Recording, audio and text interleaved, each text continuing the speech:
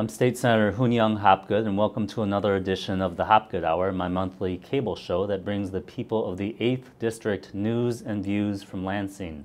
As always, please feel free to contact my office with any questions or concerns that you may have regarding state government. You can give us a call, you can write us a letter, or send us an email, and we'll do our best to respond to your concerns. Today's topic is a very important topic. We're going to be talking about the November ballot here in 2014 and just talk about it generally, think about some of the things that voters can expect to see and be concerned about as they go in and exercise their rights. So today's topic is absolutely nonpartisan. We're not telling anyone how to vote on anything, but just giving you some background information so that you can make an informed decision in November. So I'm very pleased to be joined by Judy Carden-Jeff with the League of Women Voters of Michigan. She's the Vice President of Advocacy, and Craig Thiel, who's with the Citizens Research Council, Senior Research Associate. So very pleased to have both of you on today's show. Thank you for appearing. And why don't you just tell us a little bit about yourself and your organization? I'm serving on the state board with the League of Women Voters as a volunteer. We are a statewide organization as well as a national organization, and we have about 20 local chapters throughout the state. We are a nonpartisan political organization. We never support or oppose candidates, but we do provide a lot of information, especially at election time, on the candidates and some background information as well as their question and answers for our voter guide. And we also take positions on issues after we've had a study and then do advocacy only in selected areas. Very good, thank you. Well, thank you for having us. I appreciate the opportunity. I'm with the Citizens Research Council, as you mentioned, and the Citizens Research Council's been in existence for almost 100 years now. We were formed during the progressive movement of the beginning of the early part of the 20th century when government was rife with spoil systems and not very professional, and organizations like the CRC grew up to help inform the policy making to make it a little more government a little bit more professional. So CRC's kind of served a purpose in providing elected officials with objective, nonpartisan information as they develop public policy. And our mission really is to improve the policy that's developed, whether it's at the state level, local level, school district, what have you. And we do that primarily through our research.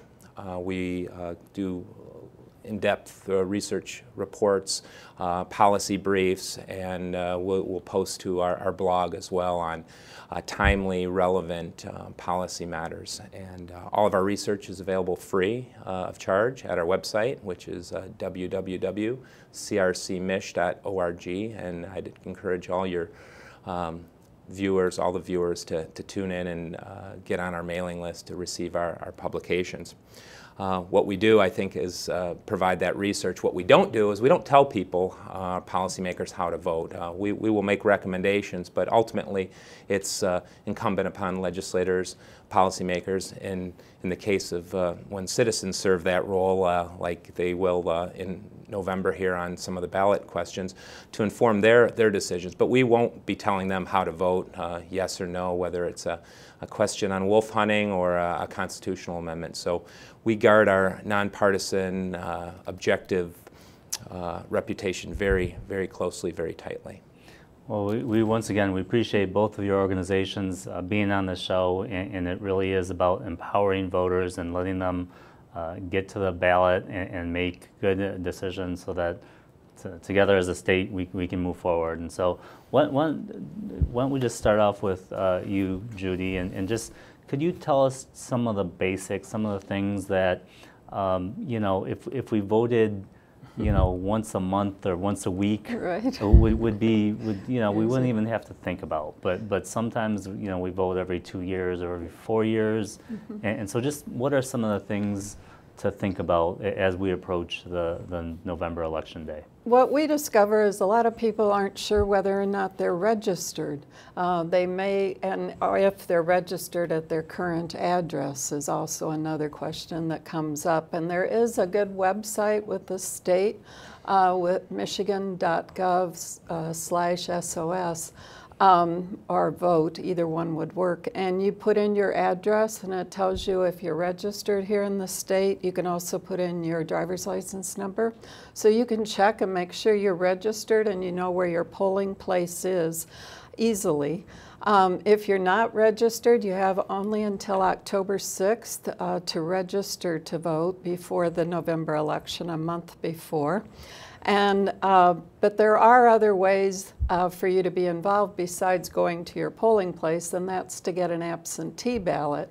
And that also has some deadlines, but you can request an absentee ballot from now until Saturday, November 4th, November 2nd, just before the election on Tuesday, November 4th.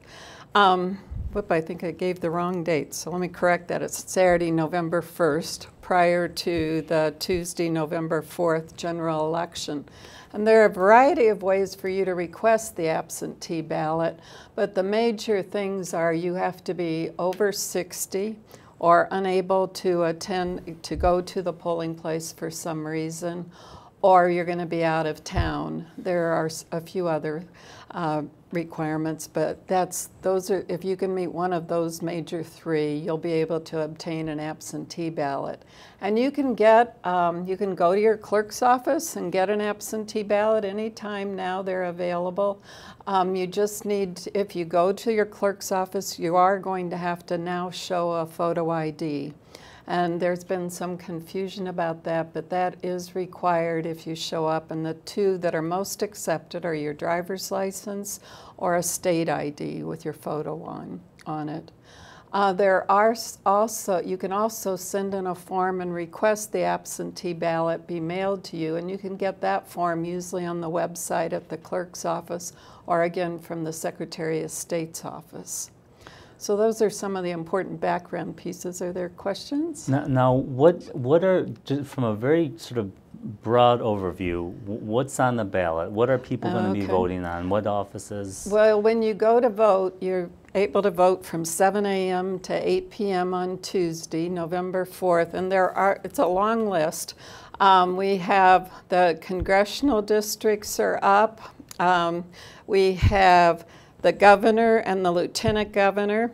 We have the Secretary of State, the Attorney General, your U.S. Senate, your U.S. Representative, the State Board of Education, University of Michigan, the Michigan State University, Wayne State University, the Supreme Court, the Court of Appeals, then the 2 state ballot proposals, and then there are all your local races. For example, here in our area, we're voting on school boards as well as the community college, and that'll probably be true in most areas unless there's a vacancy in city government, which might also be on your ballot. And of course, then there's local ballot proposals. So this year, since a lot of elections have been combined in recent years, this ballot's pretty long. So some of the things that you would vote for in the past, maybe a school board election, who serves on your local school board, or some of the local city proposals, those have tended to be pushed to a November ballot like what's coming up? But I understand was legislation that was passed kind of encouraged everybody to consolidate elections, and this is the result, is a longer ballot. And hopefully more people will be involved in voting. Why don't we switch gears just a little bit and go to you, Craig, and can you talk briefly about the whole ballot proposal initiative opportunities that are out there, and then specifically about the 2 items that are on the ballot for voters across the state of Michigan? Sure. There's a number of ways that we can put questions on the ballot. This instance here in November, we're dealing with a referendum, and that's one way of affecting direct democracy in our state. Another way is the initiative process. Still another way is by constitutional amendment. So let me start with the referendum process, which we're dealing with this time. The referendum is basically citizens asking to have their say on a law that's been passed by you, the legislature.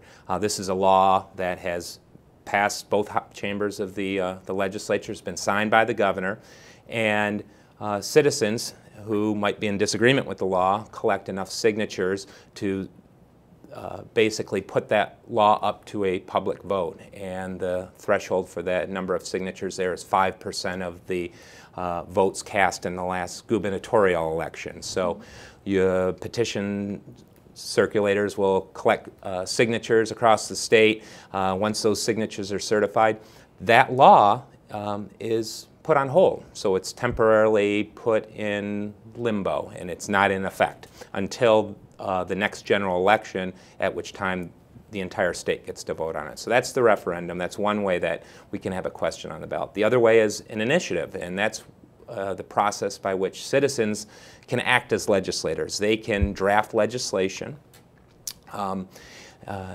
then go around the state and collect signatures that people would be saying, I agree with this legislation. The threshold there on the signature requirement is 8% of the votes cast in the last gubernatorial election. And so the citizens will collect those signatures, and once they're certified by the state, the Secretary of State, the state's election official, then it goes to you, the legislature. And in Michigan, we have an indirect initiative process. In some states, it's a direct initiative process where once those signatures are collected, they go directly to a statewide vote. In this case, the legislature has an opportunity to approve or disapprove that legislation. If the legislature approves the legislation, that's really the end of the story for that legislation. It doesn't have to go to the governor for signature. It becomes effective after the legislative session in which it was passed.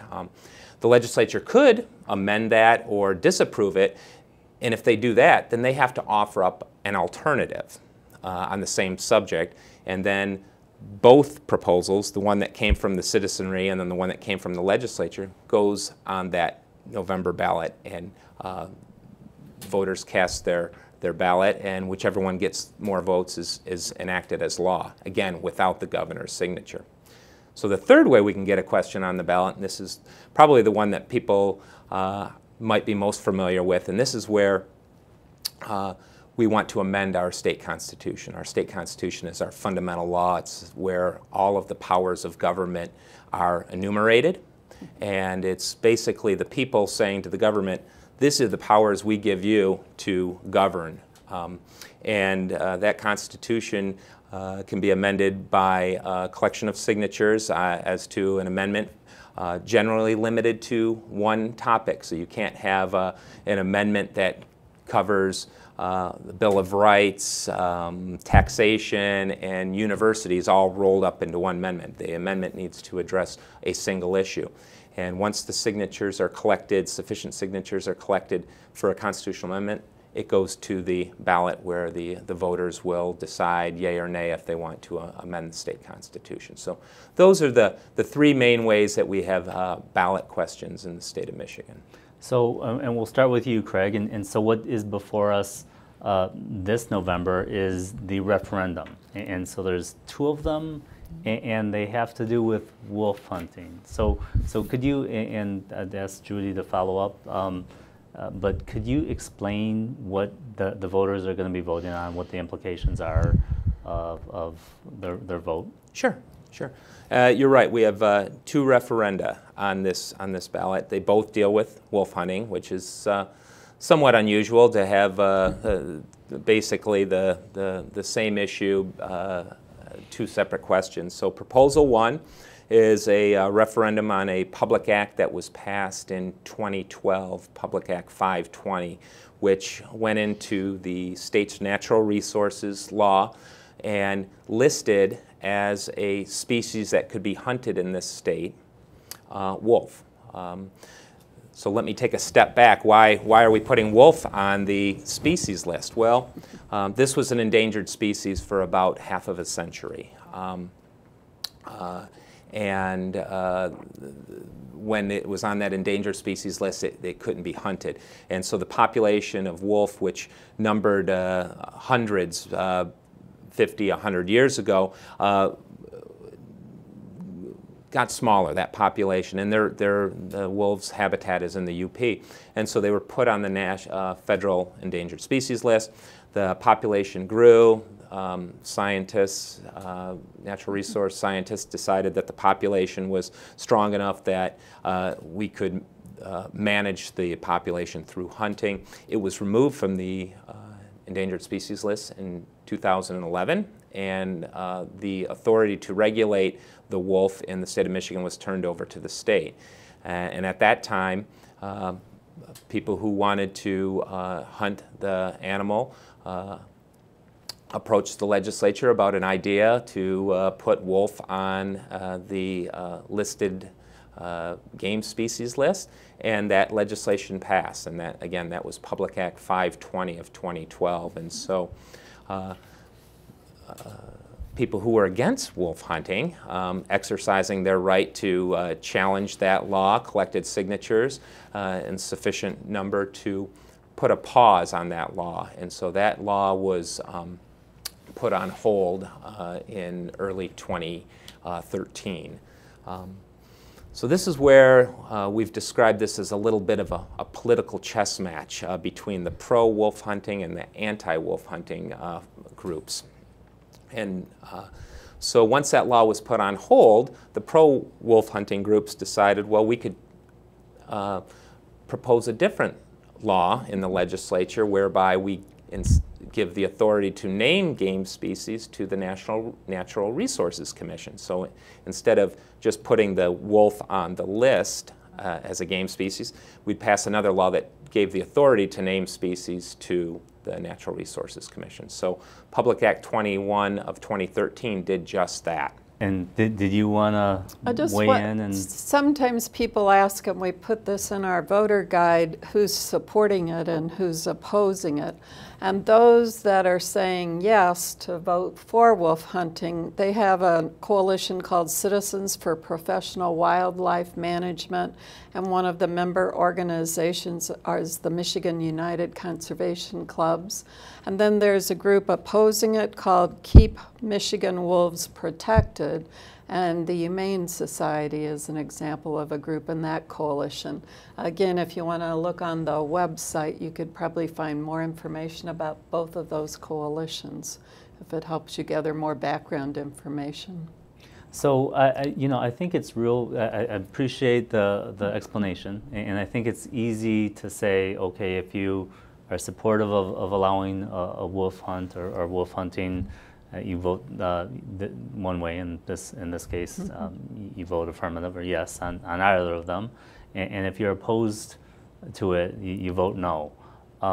Is there some substance, or is there something else that in terms of the nature of the issue, or in terms of a concern about why we would want to hunt wolves or not hunt wolves? And again, I mean, that right. On its face, that's certainly what is in front of the voters, and I think that there's a good explanation of that. Do you have some information that you guys provide that talks about some of the aspects of that would maybe support or maybe not support a wolf hunt? I'll take a crack at it. The CRC has issued an analysis of the ballot proposal, and included in that analysis is not only the history of how we got to this point of voting on it, but also a little background and a little discussion of the issues involved. And I guess I can touch on a little bit of those. Again, we're not supporting a yes or a no vote, but sure. This is a UP issue. This is wolves are their habitat is in the UP, and the wolf hunt that took place was restricted to 3 areas in the UP, so not the entire UP. Wolves are a pack animal. They're predatory, so they hunt in packs. There's some concern in the UP, which prompted the legislation to allow wolf hunting, that these animals were threatening livestock in the state. With their growing populations, we're getting too close to human populations and humans, whether it's residents or commercials. There was some concern that, you know, just the increase in the number of wolves, and they cover quite a bit of land when they roam. They were coming in contact with humans, and there was some concern because they can be a dangerous animal. So that was what prompted the calls for a wolf hunt. The supporters of the wolf hunt will say, we don't want to eliminate the wolf, we want to manage the species. We want to make sure that there's not too many, that starvation and illness can happen in the pack, but we also don't want too few that we result in putting the animal on the Endangered Species Act. So that's kind of the pro-wolf hunting issue and what prompted it to this point. The anti-side generally discusses the fact that wolves aren't hunted for for sustenance, human sustenance, like deer might be, or other animals, some wild waterfowl might be. That they're hunted primarily for trophy purposes. The anti-wolf hunting arguments are also that if it's livestock predation that we're worried about, we have laws in the books that compensate livestock owners if there's a wolf kill, if a wolf kills an animal, a livestock animal, and so there's indemnification in that, so that shouldn't be a concern. And then also just the animal is part of a larger part of the ecosystem, shouldn't be taken out of its natural environment, and that would be another argument why we shouldn't be hunting the animals. So again, it's a UP issue, but all voters across the state are being asked to weigh in on this issue. And there's arguments for the hunt and arguments against the hunt, and I would just suggest that, you know, voters do their homework and see where their personal beliefs and values lie. And did you have anything that you wanted to? There just is probably still some confusion, since the legislature also dealt with initiative on this issue. And we're at the League of Women Voters even though the legislature did pass that initiative on wolf hunting, which will impact the outcome on these two issues, we still think it's important for the voters to vote and let our elected representatives know their position on wolf hunting, whether it's yes or no. Very good. So maybe we can take a step back and think about other aspects of the referendum and initiative process. And do you either have, your organizations have any perspective on that in terms of the process that we have, in terms of the concerns that citizens might have with this process? I guess from the League of Women Voters viewpoint, the process is kind of, it's definitely allowable, but it's kind of changed in the last few years with not allowing voters to vote on as many issues, with the legislature adding an appropriation, which means the voters can't vote. And it's something that's happened, it's happened over time, it's just happened more recently. And it kind of removes the voters from having an input on important issues. So that's been of concern to our organization and something we're following in the legislative process. So in the Constitution, there's a right to referendum in which the voters can challenge a law that's been passed by the legislature and signed into law by the governor, but that doesn't apply to every law, right? Not if it... And I think we were kind of talking about another issue which isn't directly related to the vote here in November on the 2 referendum, but we do have an initiated law which proponents of wolf hunting, this is the initiative process we talked about, collected enough signatures to put a law before the legislature last summer to basically allow wolf hunting in the future, so beginning in 2015 and forward. That law got the approval of both chambers of the legislature, and it was signed. It didn't need to be signed by the governor, and it's going to take effect next spring. It includes an appropriation, and we have a provision in the Constitution that says any law that has an appropriation in it cannot be reviewed by the citizenry through a referendum. So that law, I'm kind of calling it a super law, in that it didn't go to the governor, so the governor couldn't veto it. And because it has a appropriation in it, it can't be subject to referendum. And that is the law is called the Scientific Fish Wildlife Conservation Act. And for all intents and purposes, it reenacts Public Act 21, one of the laws that the voters are being asked to weigh in on. It reenacts that law in its entirety, and that's the law that would give the Natural Resources Commission the ability to name a species to the game list and then set a hunting season. Well, so the chess game goes on, and unfortunately that's all the time that we have, and those are certainly interesting issues that you both have raised, and certainly subjects of further discussion, but very happy to have you both on. The League of Women Voters in Michigan and the Citizens Research Council, you guys do great work, and this was about informing the voters of this November's ballot, and I think you've done a wonderful job of that. So thank you for appearing. Thank you. And once again, I'm Hoon-Young Hopgood, the State Senator for the 8th District. This has been the Hopgood Hour, and we've been talking about the November ballot and some of the things that will be appearing on the ballot and some of the things that voters will want to think about as they prepare themselves for exercising their rights. As always, please feel free to contact my office with any questions or concerns that you may have regarding state government. And thank you for tuning in to another edition of the Hopgood Hour.